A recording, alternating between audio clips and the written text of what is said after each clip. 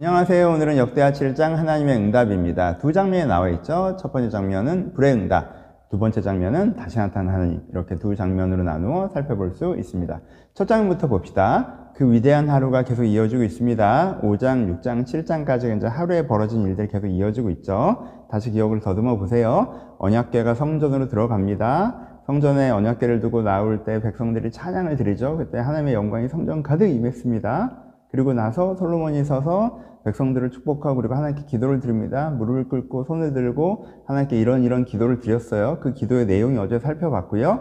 그리고 기도가 끝나자가 이제 오늘 7장 얘기죠. 그 기도가 끝나자 어떤 일이 벌어져요? 하늘로부터 불이 내려와서 제단의 제물을 불사르죠. 그렇죠? 그리고 하나님의 영광이 성전 가득하게 임합니다. 그렇죠? 이 두 가지는 뭐예요? 솔로몬이 드린 기도에 대해서 하나님께서 응답해 주시는 장면입니다. 그렇죠? 불이 내려와 번제단을 사르는 것은 무엇에 대한 응답이에요? 구원 언약에 대해서 솔로몬이 기도했던 것에서 하나님께서 그렇게 하시겠다고 응답하시는 거죠. 그럼 번제단 자체가 구원의 상징성이 있잖아요. 우리가 죄인이지만 그 그것의 제물을 하나님께 드리면서 구원의 고백을 드리고 하나님께 우리의 죄를 사해주고 회복하시기를 고백하는 것이 번제단이잖아요. 그 번제단의 불은 뭐예요? 번제단의 불은 우리의 예배를 받으신다, 우리의 제물을 받으신다는 뜻이고, 또 그 불로 말미암아 지상적인 존재였던 제물을 향기라고 하는 천상적인 존재로 변화시키는 의미가 있다고 말씀드렸어요. 불은 성령이고 우리를 변화시키는 힘을 상징하는 거죠. 그러니까 이 불이 내려오는 것은 무엇을 약속하시는 거예요? 우리를 구원하시겠다, 우리를 회복시키겠다 라는 그 구원 언약에 대해서 약속하신 것이 불이 내려오는 것입니다. 두 번째, 성전의 영광이 가득한 것은 왕의 언약에 대해서 응답하시는 거죠. 여러분, 그 성전의 내용은 구원에 대한 것이고 성전의 건물은 하나님의 왕위에 대한 것이라고 계속 말씀을 드렸죠. 그래서 그 왕궁이라고 할 수 있는 하나님의 왕궁인 성전은 하나님의 영광이 가득한 것은 내가 왕으로서 이 왕궁에 머문다, 너희와 함께한다고 선언해 주는 것이어서 솔로몬이 왕의 언약을 고백하여 기도할 때 그 구름이 가득한 것은 내가 그것에 응답해 줄게, 내가 왕으로서 너희와 함께할 거야 라고 선언해 주신 것입니다. 그래서 이 장면이 뭐예요? 하나님의 응답이죠. 솔로몬이 했던 기도, 구원해 주시옵소서, 우리를 구원해 주시옵소서라는 구원 언약을 고백한 것, 하나님 영원히 우리에게 왕이 되어 주시옵소서라고 왕의 언약을 고백한 것에 대해서 그것이 나의 뜻이다, 내가 그렇게 할 것이다 라고 약속해 주는 것입니다. 그래서 이 자체가 언약적인 장면입니다. 그렇죠? 아브라함이 하나님과 언약을 맺을 때처럼 좀 솔로몬과 하나님 사이에 언약이 선언되어지는 이 구원 언약과 왕의 언약, 이 성전 언약이 하나님과 우리 사이에 영원히 이루어질 약속이다라고 선언되는 장면이라고 할 수 있습니다.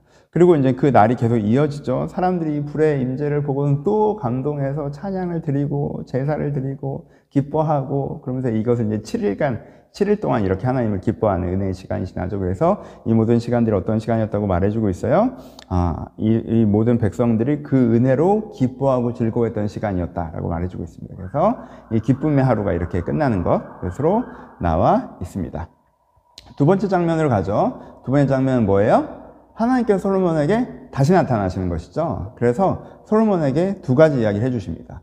근데 이 두 가지 내용은 어때요? 이제까지 했던 내용은 다시 한번 반복되죠. 그래서 솔로몬이 했던 그 간구가 단지 솔로몬의 간구에 하나님이 응답하시는 정도가 아니라 하나님의 뜻이라는 걸 이야기하고 있는 거예요.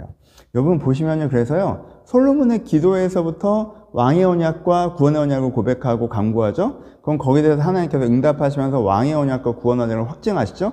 그리고 하나님께서 다시 한번 나타나셔서 하나님의 육성으로 왕의 언약과 구원의 언약을 선언하시죠. 그래서 이 성전이라고 하는 것이 단지 건물을 지어놓고 그런 것이 아니라 왕의 언약과 구원의 언약이 선언되어지는 것이고, 이 언약이 하나님과 사람 사이에 다시 맺어지는 것이라는 것을 이 본문이 보여주고 있는 것이죠.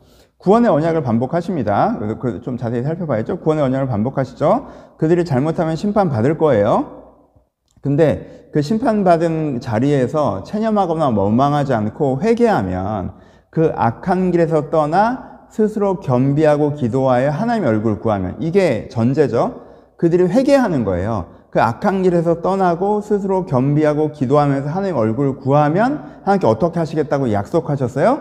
죄를 사하고 그 땅을 고칠 것이라고 약속을 하셨어요. 이 구원의 언약이죠. 여러분, 이 구절은 암송하셔야 돼요. 꼭 기억하시고, 우리도 왜 계속 적용해야 되는 구절이니까 이 언약을 주시죠. 우리가 범죄하여서 우리의 삶 가운데 우리의 내면 가운데 큰 문제가 있다 할지라도 우리가 그 악한 길에서 떠나서 스스로 겸비하고 기도하면서 하나님께서 구하면 하나님께서 우리의 죄를 사하시고 우리를 그 땅으로 회복시켜 우리의 삶을 고치실 것이라고 약속해 주는 것, 그 구원을 확정해 주는 것이 하나님께서 나타나시는 첫 번째 이야기고요. 또 하나 하나님께서 그래서 이제 구원 언약을 반복하시는 거죠. 그리고 또 하나 하나님께서 무엇을 반복하세요? 왕의 언약을 반복하시죠. 이 부분은 반복이라고 좀 못 느끼기도 하세요. 그냥 좀 부정적인 얘기를 하시는 것 같은데 라고 느끼는데, 이건 같은 원리에서요, 솔로몬은 A의 경우의 수를 얘기하는 거고요, 하나님은 B의 경우의 수를 얘기하는 거여서요, 같은 왕의 언약에 대해서 얘기하고 있는 거예요. 왕의 언약에서 솔로몬은 뭐라고 얘기했어요? 우리가 다윗의 길로 행하고 율법을 지키면 하나님께서 우리 가운데 영원히 왕이 되어 주시옵소서, 이 왕위가 영원하게 하여 주시옵소서 라고 얘기한 거잖아요. 그러니까 우리가 잘하는 하나님의 왕되심을 계속 인정할 테니 계속 우리가 왕이 되어 주세요 라는 A 코스를 얘기한 거고, 하나님께서는 어떻게 대답하신 거예요? 내가 그렇게 할게. 그래서 내가 너희들이 다윗의 길을 떠나고 율례를 지키지 않고 하나님을 믿지 않으면 내가 너희를 이 땅에서 뽑아버릴게 라고 얘기하시는 거죠. 그렇죠? 그러니까 같은 왕되심이죠. 하나님이 왕이시기 때문에 하나님 앞에 선하게 할 때 하나님 나라로 계속 삼으실 것이고, 하나님이 왕되심은 흔들리지 않기 때문에 하나님을 인정하지 않을 때 너희들을 뽑아버리겠다라고 말씀하시는 거예요. 그래서 이것 자체도 하나님께서 무엇을 선하시는 거예요? 너희들이 믿건 믿지 않건, 인정하건 인정하지 않건 난 항상 너희 가운데 왕으로서 선악간에 너희를 심판할 것이다. 너희가 선하게 할 때 너희를 하나님의 나라의 아름다운 나라로 만들어갈 것이고, 너희가 악하게 할 때 너희들을 여기서 뽑아버리면서 너희들이 다시 한번 회복의 꿈을 꿀 수 있도록 할 것이다 라고 왕의 언약을 그들 가운데 다시 한번 반복해서 이야기해주고 계십니다. 그렇죠? 그래서 이 부분에서도 우리가 알 수 있는 게 계속 이 하나님 성전 언약이라고 하는, 성전이 세워진다는 그 의미가 무엇인지, 그것은 성전 언약이 선언되어지는 것이라는 것, 성전 언약은 구원의 언약과 왕의 언약이라는 것이 이 5장, 6장, 7장을 통해서 우리 가운데 전해지고 있습니다. 적용해보죠. 이 적용해야 되는 분이 되게 많은데, 그래서 간단하게만 다뤄보면, 첫 번째, 여러분, 언약을 다시 한번 여러분들이 확정적으로 믿고, 그쵸? 이 성전으로 선언된 이 언약, 이 복음을 믿고 적용하셔야 돼요. 이게 제일 핵심이죠. 그쵸? 구원의 언약이 여러분들이 동일하게 있어요. 그러니까 오늘 구원의 언약은요, 영원한 언약이기 때문에 우리에게도 똑같은 거죠. 그렇죠? 그러니까는 구원의 언약이 뭐가 아니에요. 이미 성전을 지을 때부터 말씀하신 게, 성전 지어놨으니까 하나님은 무조건 우리 편, 우리는 앞으로 잘 될 거야, 이거 아니에요. 내가 세례 받았으니까, 기독교 가입했으니까, 내가 기독교인이니까 내가 어떻게 살아가건 내 마음이 어떤 건 하나님께는 무조건 내 편이어서 내가 이게 아니라는 거 아시겠죠? 구원의 언약은 뭐예요?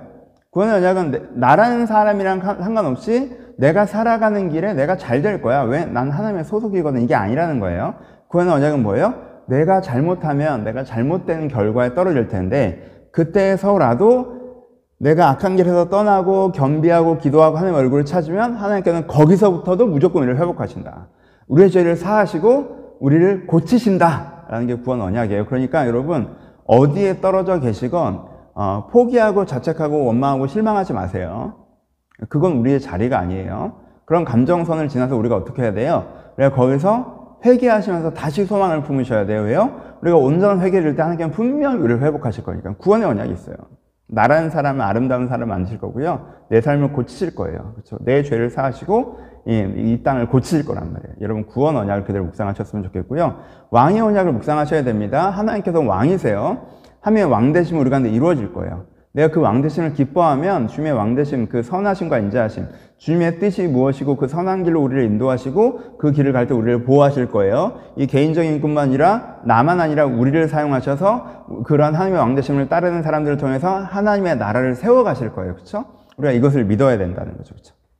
그래서 우리에게 그냥 복음 자체, 이 구원의 언약과 왕의 언약을 묵상하신 것 자체가 가장 중요한 적용점이라고 말씀드리고요.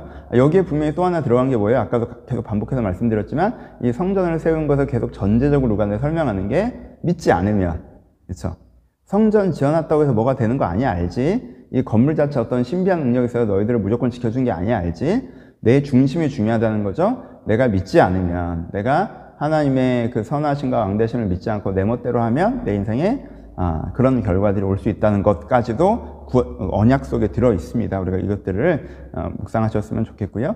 두 번째 중요한 건, 오랜만에 이제는 이 한 장면이 끝났으니까, 이 중요한 장면이 끝나면서 우리가 누굴 생각해야 됐어요? 역대기 전체적으로 1차 청자를 생각해야 된다고 역대기 내내 강조드리고 있죠. 그렇죠?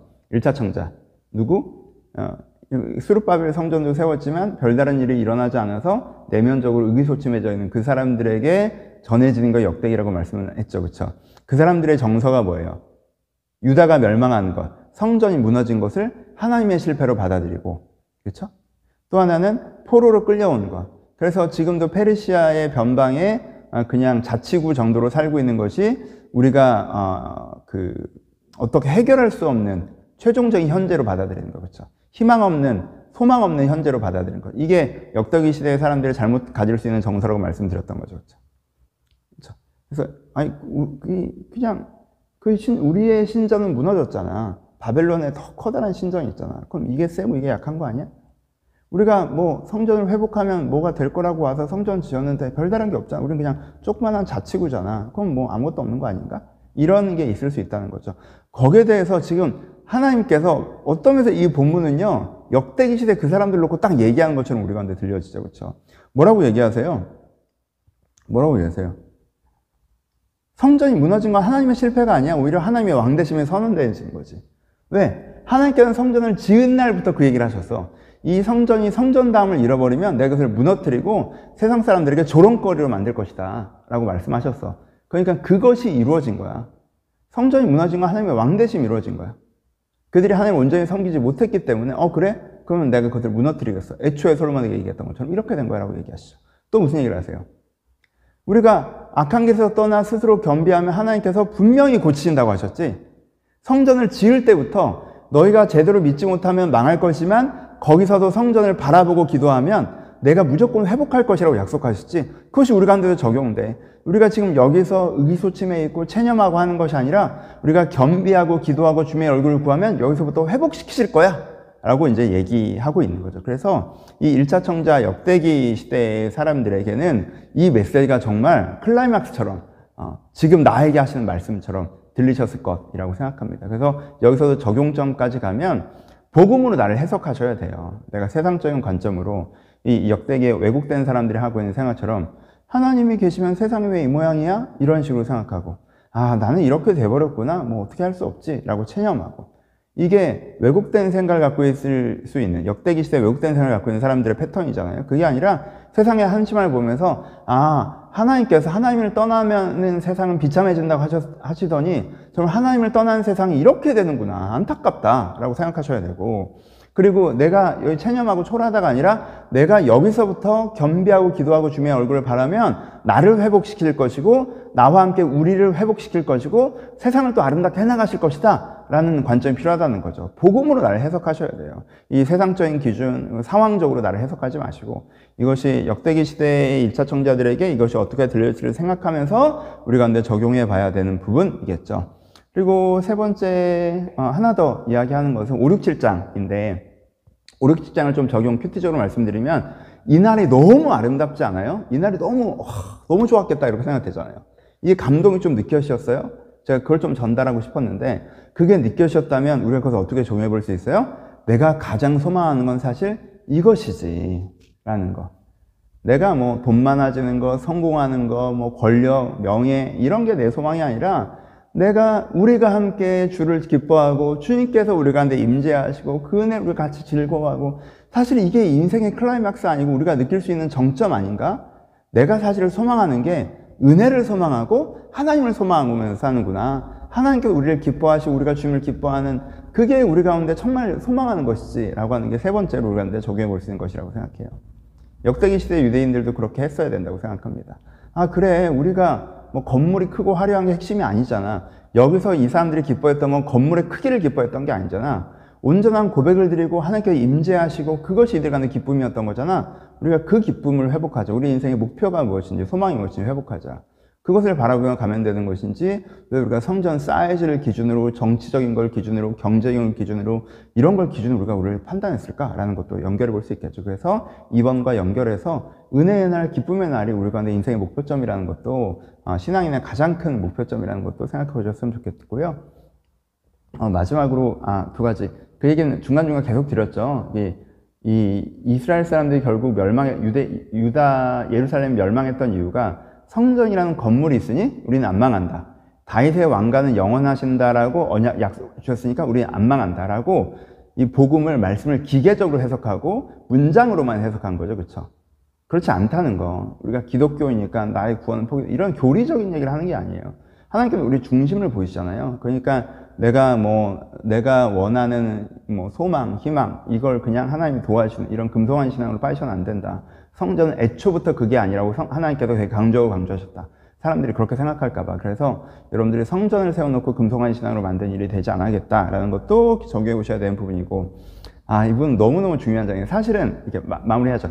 이게 이렇게 표현하면 이 성전 건축이요, 그 구약 앞부분에 굉장히 많은 실들이 이 지점으로 묶여서 연결돼요. 이렇게 솔로몬 얘기, 다윗 얘기, 아브라함 얘기, 모세 성막, 언약궤가 빼앗겼던 사건들, 이게 구약의 많은 사건들이 여기로 딱 연결돼요. 그리고 이 사건에서부터 다시 유다의 왕들이 성전을 제대로 섬기지 않은 얘기, 성전을 복원하는 얘기, 절기를 복원하는 얘기, 그리고 예수 그리스도까지 해서 요 역대기 5, 6, 7장에서 성전이 무엇인지 설명하는 게 앞에 얘기의 결론이 되고요, 뒤에 얘기의 서론이 됩니다. 그래서 굉장히 중요한 개념이에요. 성전이 뭐예요? 성전이 구원의 언약과 왕의 언약이라는 거.